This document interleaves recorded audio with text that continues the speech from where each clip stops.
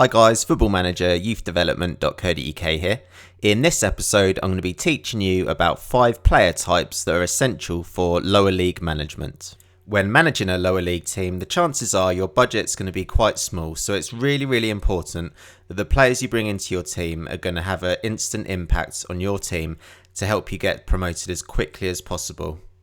Having played lots of lower league management on Football Manager, there's certain players that I always try and tend to go for when managing a non-league side, and I find it does tend to help me get promoted as quickly as possible. This video will explain each of the 5 player types and the best things to look out for them players. The first type of player that I always look for when managing a non-league team is a really strong centre-back. Now it's going to be a good idea to try and get a player that's quite tall.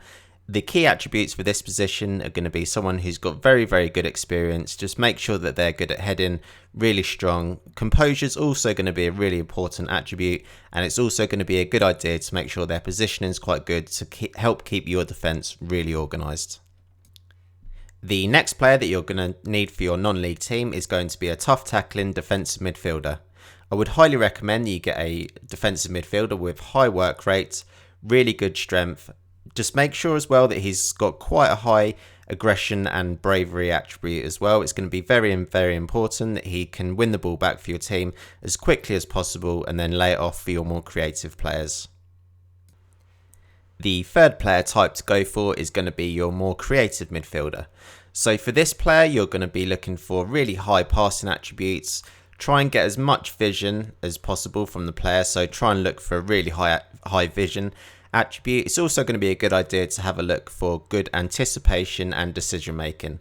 If you can get a player with really high stamina, that might help as well. And also work rate is going to be essential for every single midfielder in your team. The fourth type of player to try and get for your non-league team is the pacey and skillful winger. You'll be very surprised when you try and get a player that's got a really high flair attribute, just what they can do with the ball. It's actually quite good to try and to watch a player that's got a really high attribute on Football Manager. The amount of tricks and skills that he can do is really quite impressive, even if you do manage to sign one for a non-league team. So have a look out for a really high flair attribute and also acceleration and pace. The fifth and final player type that I would recommend that you sign for your non-league team is a really fast striker. Generally, when you're playing at lower league football, the centre-backs tend to be quite slow players, so if you do have a fast striker, you can really take advantage of that.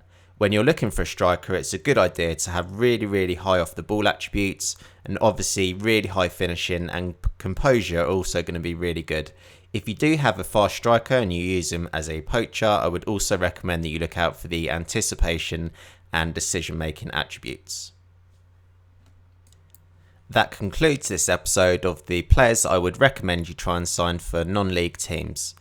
If you have any recommendations for players and you're watching this on YouTube, please do drop the comments or recommendations in the comments section. We'd be really happy to hear them.